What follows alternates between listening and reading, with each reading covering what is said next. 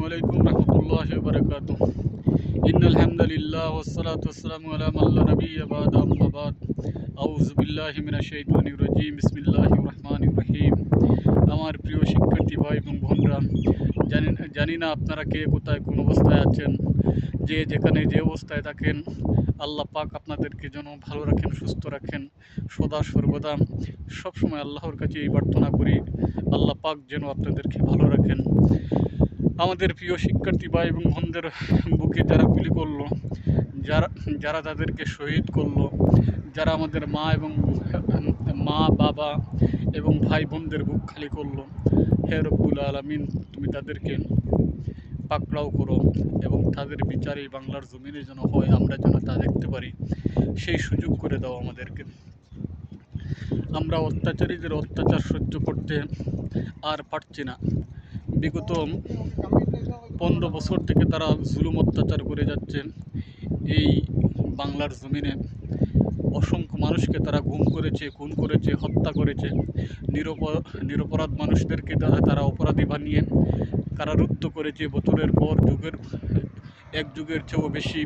বিশ্বনন্দিত মুফাসসির কুরআন আল্লামা দেলওয়ার হোসেন সাঈদী রাহিমাহুল্লাহকে তারা 13 বছর কারারুদ্ধ রেখে তারপর আল্লামা সাঈদী রাহিমাহুল্লাহ তিনি শাহাদাতের দরজায় ঢলে পড়েন। এইভাবে তারা অসংখ্য পৃথিবী বিখ্যাত ব্যক্তিদেরকে তারা ফাঁসিতে ঝুলিয়েছে। তারা শাপলা চত্বর গণহত্যা করেছে।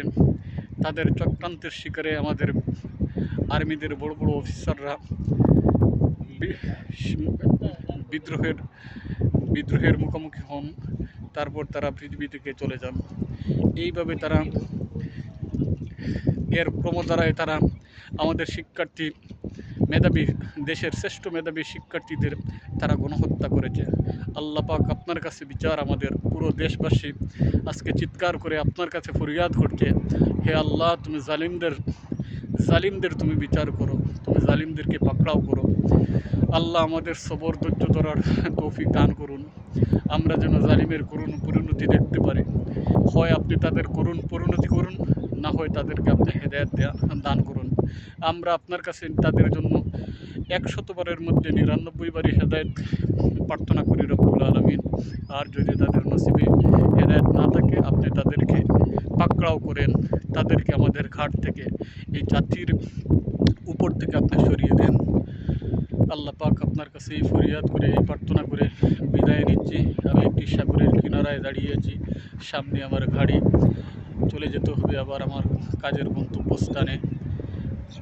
আপনার বিশাল বিস্তীর্ণ আকাশের নিচে দাঁড়িয়ে, আপনার বিশাল সাগরের কিনারায় দাঁড়িয়ে আল্লাহ আপনার কাছে একেবারে উদার মন নিয়ে আপনার কাছে প্রার্থনা করছি, আপনি আমাদের প্রার্থনা মঞ্জুর করুন, কবুল করুন।